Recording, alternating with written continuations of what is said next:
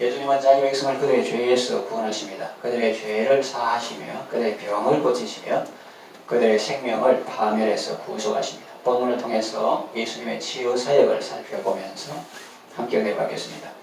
먼저 상처 입은 사람들에 대해서 살펴보겠습니다. 예수님이 이 땅에 오셔서 사역하실 때 병든 자들이 주위에 많이 있었습니다. 마태복음 8장 이 한 장만 보더라도 병든 사람들이 많이 나옵니다. 한센 병자가 나옵니다. 또 중풍병으로 몹시 괴로워하는 어떤 백부장의 하인도 나옵니다. 또 베드로의 장모는 열병으로 알아누웠습니다. 그 외에도 귀신 들린 자들이 나오고 많은 병자도 나옵니다. 이게 8장에 나오는 내용이에요. 오늘날 우리 주변에도 보면 병든 사람들이 많이 있습니다. 몸이 아픈 사람도 있고 마음이 다친 사람도 있고 정신이 다친 사람도 있습니다. 가족 중에 한 사람이 아프면 그 아픔은 그 한 사람만의 아픔만으로 끝나지 않습니다. 온 가족이 다 아파합니다. 안 아프고 건강하게 살면 좋을 텐데 왜 아플까요? 여러 가지 원인이 있겠죠. 그가 사는 주변 환경이 안 좋아서 그럴 수도 있습니다. 수질오염, 대기오염, 환경오염은 그곳에 사는 사람도 병들게 합니다. 또 자신의 생활 습관이 안 좋아서 그럴 수 있습니다. 입에 좋은 음식만 먹고 몸에 좋은 음식을 안 먹어서 그럴 수도 있습니다.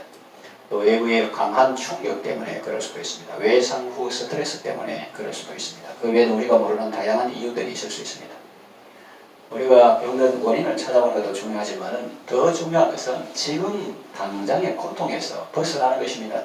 화살 맞아 아픈 사람에게는 누가 그 화살을 날렸느냐를 알아보는 것보다 당장 필요한 응급 조치를 하고 사람을 살리는 것이 더 중요합니다. 사랑하는 딸에게 흉악한 귀신이 들려서 그 딸이 정상적인 생활을 못하고 있다면 그 부모의 마음은 얼마나 아프겠습니까? 또 사랑하는 아들에게 귀신이 들려서 그 귀신이 아들을 조종해서 불에도 던지고 물에도 던져서 여러 번 죽을 지경에 이른 경험이 있다면 그 부모의 마음이 얼마나 안타깝고 아프겠습니까? 오늘날 우리 주변에는 이렇게 상처 입은 사람들이 많이 있습니다. 부모의 마음을 가지고 병든 자들의 마음에 품고 함께 아파하며 기도의 자리로 나아갈 수 있기를 바랍니다. 둘째는 상처 주는 사람들에 대해서 살펴보려고 합니다. 우리는 요즘 대중 매체를 통해서 우리 사회 속에 있는 피해자와 가해자의 소식을 많이 듣습니다. 어느 여고생은 동급생을 죽였고 어떤 군인은 동료 부사관을 성추행했고 어떤 사람은 월세 살면서 마치 자기는 집주인인 것처럼 행사해서 많은 사람들에게 받은 전세금을 가로챘다는 소식을 듣습니다. 그런 뉴스를 접할 때 우리는 그들이 참 나쁜 사람들이라고 생각합니다. 그러면서 나는 그들과는 다른 부류의 사람이라고 생각합니다. 그런데 여러분 과연 그럴까요? 그 사람들은 태어날 때부터 악한 사람으로 태어났을까요? 그렇지는 않을 것입니다. 대부분의 사람들은 다 부모의 기쁨 가운데 태어나고 주위 사람들의 기대 속에 자라났을 것입니다. 그들도 역사나 뉴스에 나오는 악인들 이야기를 들으면 그들을 비판하고 정죄하기도 했을 것입니다.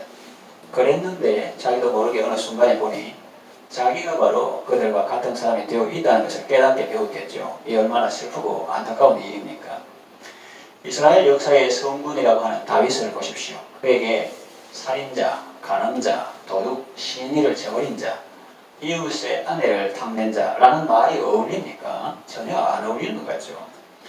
그런데 방금 말한 것은 10계명 중에 사람에 대한 계명 전부가 아닙니까? 그런데 그는 이 모든 죄를 다 저지른 사람입니다. 우리아의 아내 바세바와 간음했고 우리아를 죽게 했고 그를 죽이라.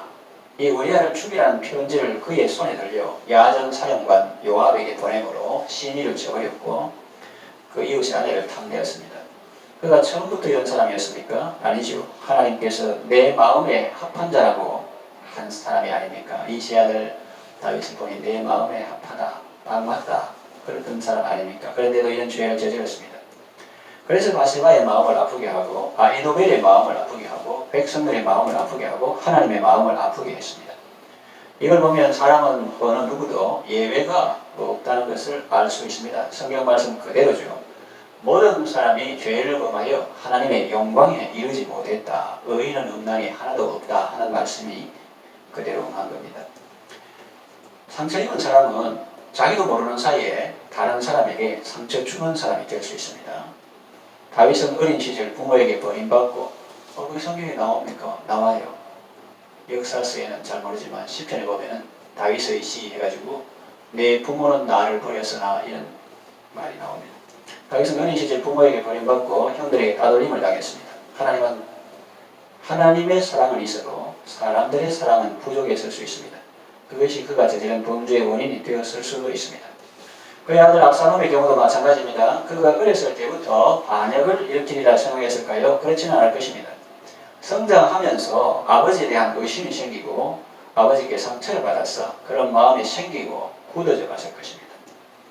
이복형 암논이 왕은 아내를 옛날에 여러 명 두었는데 그 이복형 암논이 내 동생 다말을 강간했는데 아버지는 왜 아무런 조치도 취하지 않는 거지? 또 내가 그 술에 망명 갔다가 돌아오게 했으면 아버지 얼굴을 보게 하지 왜 못 보게 하지? 또 우리아의 아내였던 저 바세바는 왜 왕궁에 살고 있는 거지? 그렇게 의문을 품었을 것이고 드러난 진실은 그의 마음을 아프게 했을 것입니다. 그의 잘못을 정당화해주고 합리화시키려는 것이 아닙니다. 자신은 늘 피해자라고 생각하며 그 피해 의식 속에 파묻혀 사는 사람은 어느 순간 자기도 모르게 다른 사람에게 가해자가 될 수 있습니다. 그러니 하나님께 치유를 받는 것이 중요하죠. 그리고 자신의 연약함을 알고 늘 자신을 단속하며 사는 것이 중요합니다. 자신의 상처를 이유로 남을 괴롭혀서는 안 됩니다. 우리의 자라온 환경이 우리의 자녀들에게 영향을 줄 수 있습니다. 어려운 가운데에서 자수성가하는 사람들은 자녀들도 자기처럼 그렇게 되기를 원하는 경향이 있습니다. 그래서 서울에 있는 명문 대학교를 나온 부모 중에는 다른 사람들보다 상대적으로 자식들을 더 힘들게 하는 사람들이 있을 수 있습니다. 그들의 지나친 엄격함과 조급함이 자녀들을 불안하게 하고 분노하게 하는 것입니다. 가족관계에서는 승리보다는 사랑이 더 중요합니다. 영적 전쟁에서는 승리하십시오. 그러나 가족관계에서는 상대방을 이기려 하지 마십시오. 그의 눈높이에서 들어주고 이해해주고 다툼이 일어나려고 하거든 먼저 저어주십시오. 의롭지 못한 행동에 동참하라는 말이 아닙니다. 여러분의 바람이나 요구사항이 있으면 하나님께 아뢰십시오. 그리고 상대방에게도 정중하게 말하십시오. 분노와 강요가 아닌 사랑과 인내로 잘 섬기십시오. 악에게 지지 말고 선으로 악을 이기십시오. 여러분이 가정에서도 가는 곳마다 승리자가 되면 여러분의 가족들은 다 패배자가 되어서 여러분 주위에 널브러져 있을 것입니다. 그러면 여러분의 마음은 또 얼마나 아프겠습니까? 여러분이 가정에서 져주고 사랑해주면 그들은 힘을 얻고 지혜를 얻고 용기를 얻어서 건강한 인격자로 세워지고 자기 분야에서 실력자로 세워지게 될 것입니다. 두 길이 있어요. 지금 당장은 쉽지만 결과는 안 좋고 힘든 길이 있고 지금 당장은 어렵고 힘들지만 결과가 좋고 보람이 되는 길이 있습니다. 그러면 여러분은 어느 길을 택하시겠습니까? 후자죠. 그냥 말로 쉽게 해버리고 끝나는 것이 아니라 몸으로 섬기며 힘들지만은 나중에 보람된 그 길이 좋죠. 우리가 가정의 제사장이라고 할 때 그 말은 무슨 뜻이며 또 하늘의 별이 땅에 떨어져 죽는다는 말은 무슨 뜻이며 또 소금이 녹는다는 말은 무슨 뜻입니까?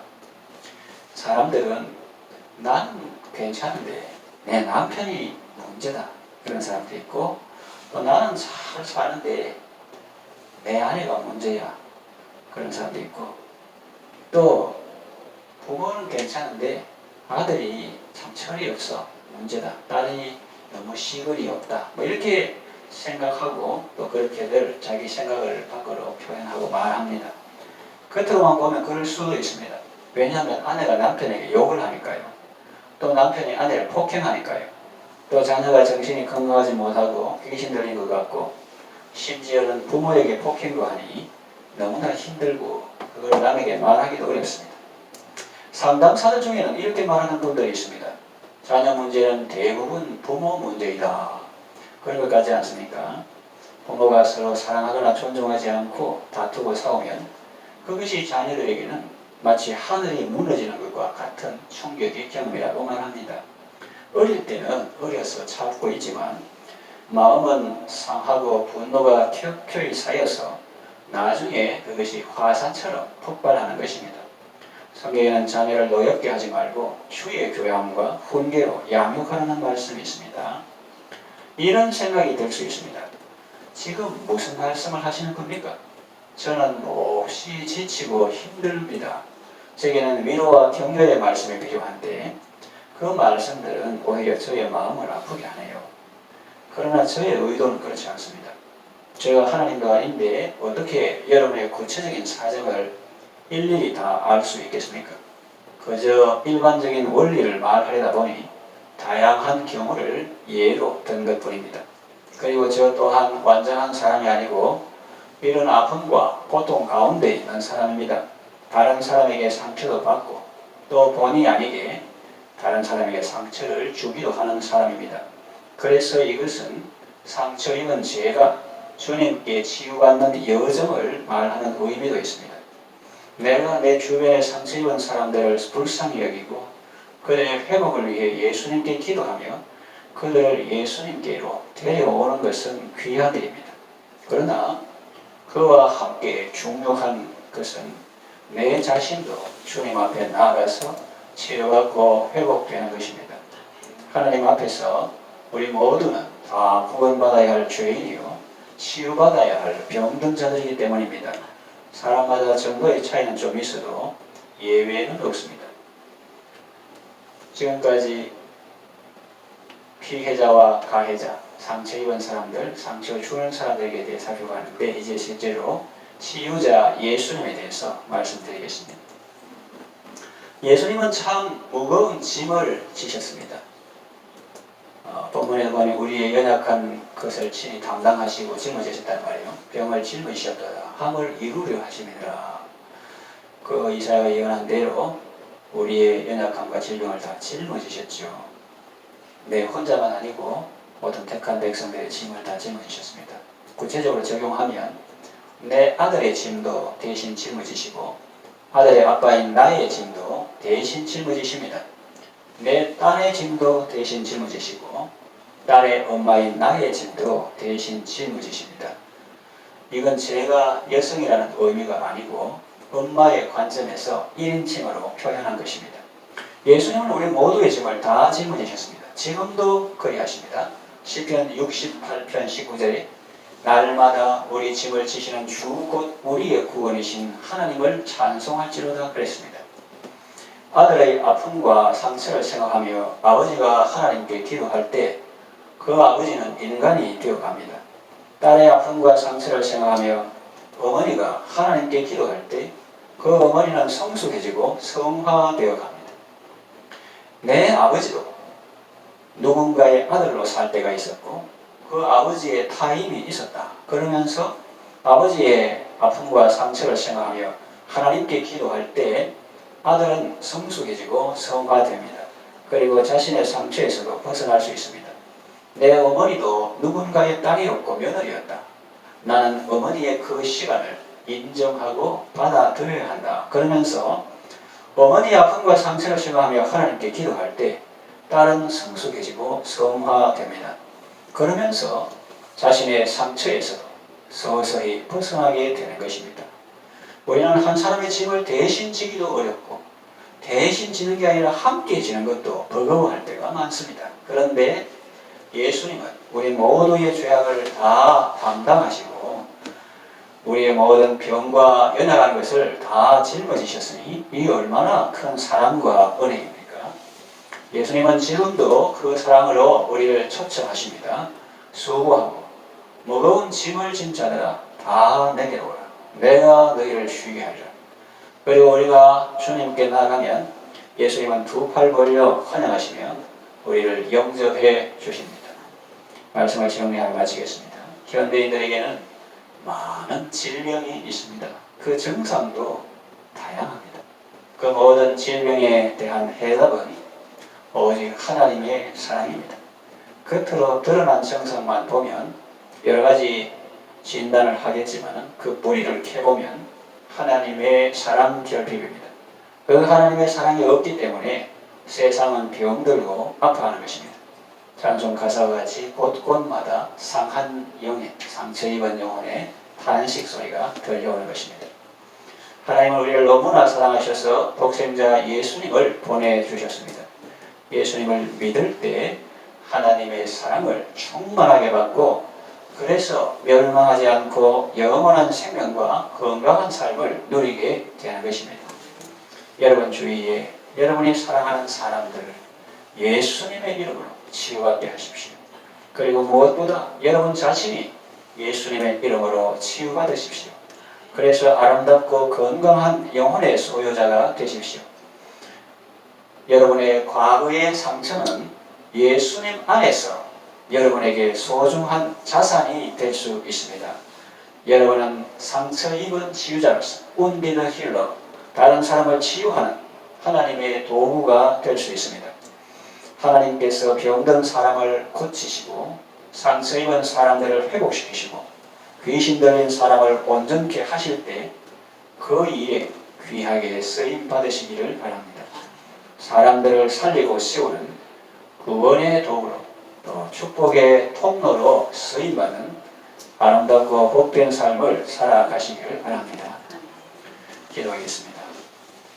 하나님 아버지, 우리가 멸망하지 않고 구원을 받을 수 있도록 독생자 예수님을 우리에게 보내주셔서 감사합니다. 예수님은 우리의 연약함과 질병을 다 짊어지셨습니다. 지금도 우리 짐을 지시며 우리의 병을 고쳐주십니다. 이 시간에 병든 몸과 상한 마음으로 은혜의 보좌 앞에 나온 저희들을 불쌍히 여기시고 병든 몸을 고쳐주소서, 상한 마음 치유하여 주소서, 하나님의 사랑으로 충만하게 하시고 전인이 온전케 하시고 건강한 삶을 살게 하소서. 예수님의 이름으로 기도합니다. 아멘.